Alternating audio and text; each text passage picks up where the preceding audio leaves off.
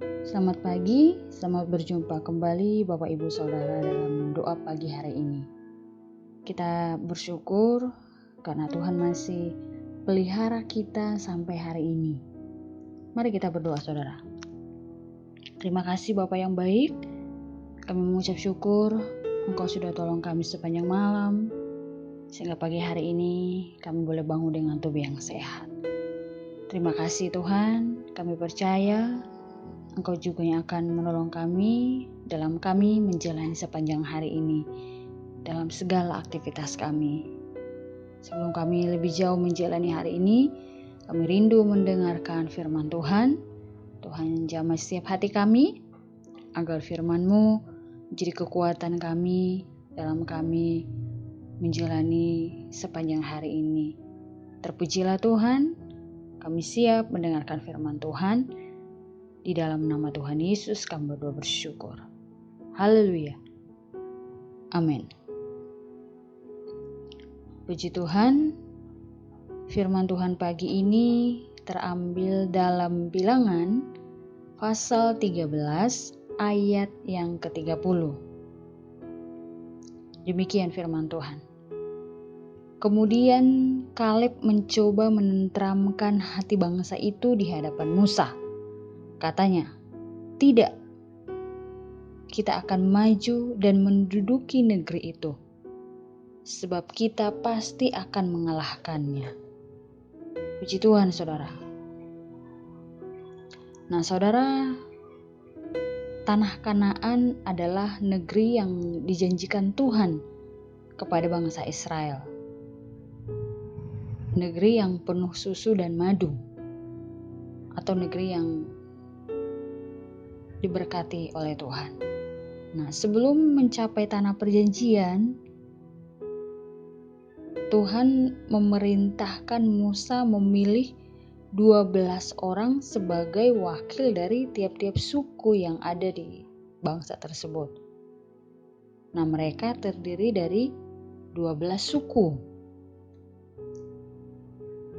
Nah, mereka harus melaksanakan tugas pengintaian.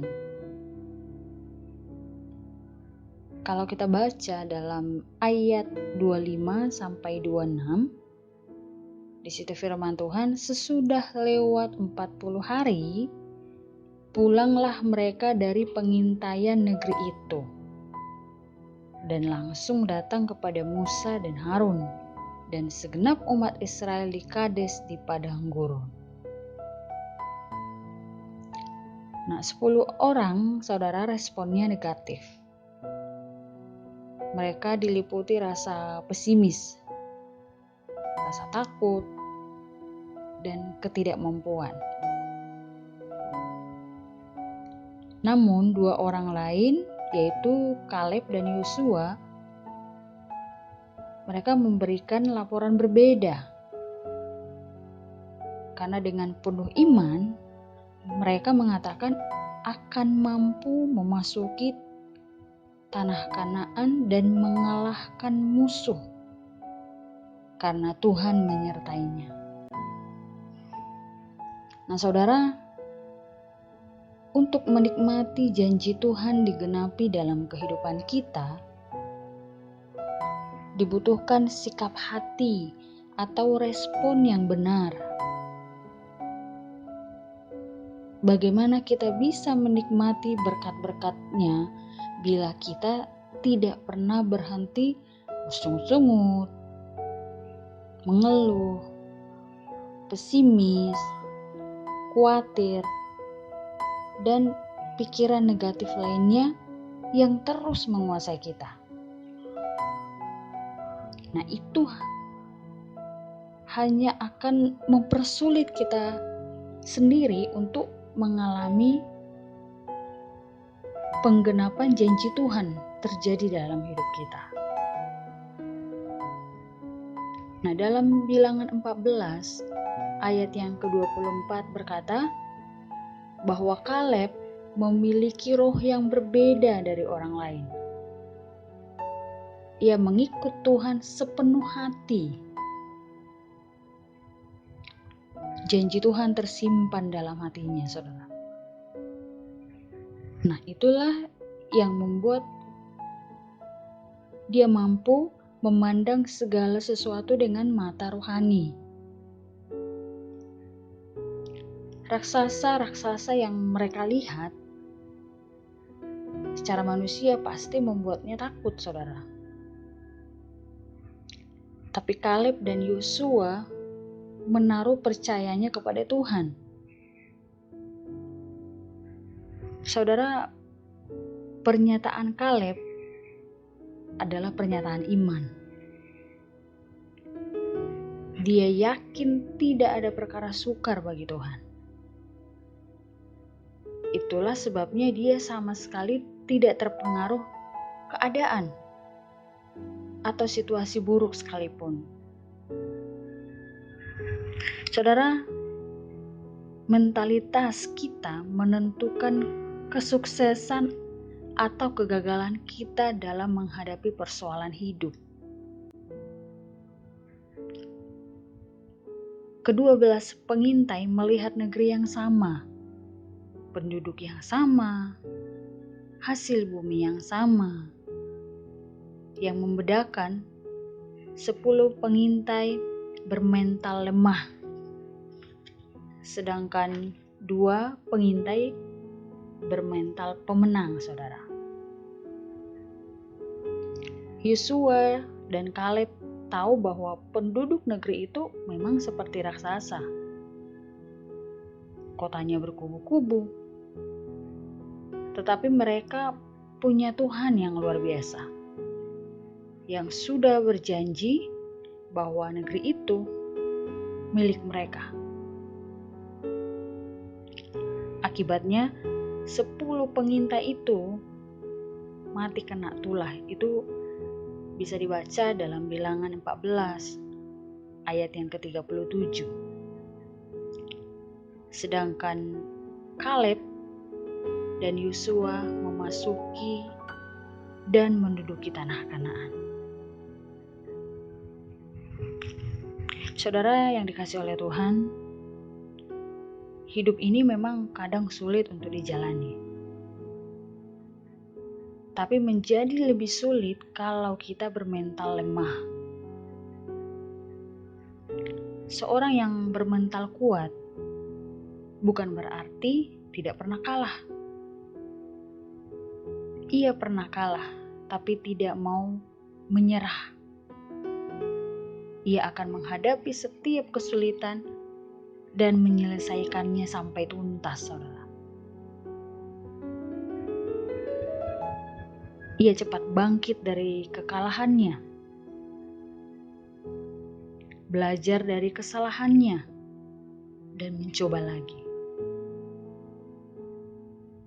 Saudara yang dikasihi oleh Tuhan, mari kita belajar untuk melihat berbagai peristiwa dan persoalan yang Tuhan izinkan terjadi dalam hidup kita dan juga bangsa kita dari sudut pandang iman kita kepada Tuhan.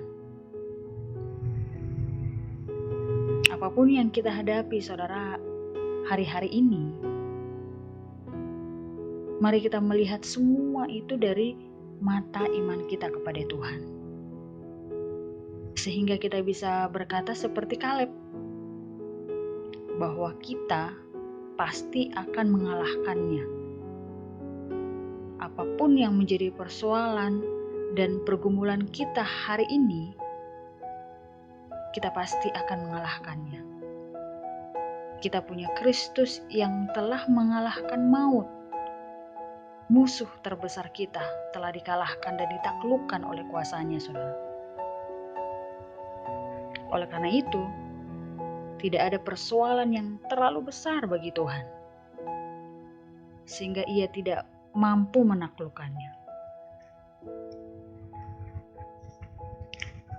Seperti kata Yosua dan Kaleb, jika Tuhan berkenan kepada kita, maka Ia akan memberikan kepada kita kemenangan atas persoalan hidup kita, saudara. Bersama dengan Kristus, kita pasti akan mengalahkan setiap persoalan kita. Saudara, Tuhan memberkati kita. Mari kita berdoa, kiranya firman Tuhan yang kita sudah dengar menjadi kekuatan kita dalam menghadapi persoalan yang mungkin sedang kita alami saat ini. Kita percaya kalau Tuhan izinkan sesuatu terjadi, maka Tuhan juga akan memberikan kita jalan keluar yang pasti. Karena Tuhan tidak akan pernah memberikan cobaan yang tidak bisa kita lalui, saudara. Tergantung bagaimana kita memandangnya. Masalah sekecil apapun, kalau kita hadapi dengan kekuatan kita memandangnya dengan cara pandang kita sebagai manusia, maka itu akan menjadi masalah besar.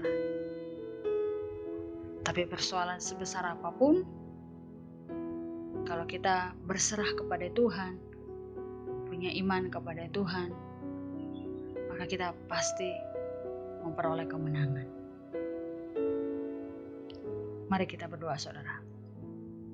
Bapa yang baik, terima kasih.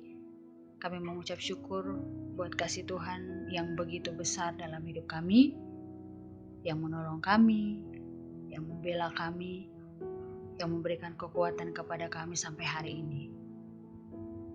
Bapa yang baik, kami serahkan seluruh hidup kami, biar sepanjang hari ini kiranya Tuhan yang bersama dengan kami menolong dan membela seluruh hidup kami. Tuhan tahu segala persoalan yang sedang kami hadapi, segala masalah mungkin yang sedang terjadi dalam hidup kami. Kami percaya kalau Engkau ada bersama dengan kami, maka kami akan memperoleh kemenangan itu.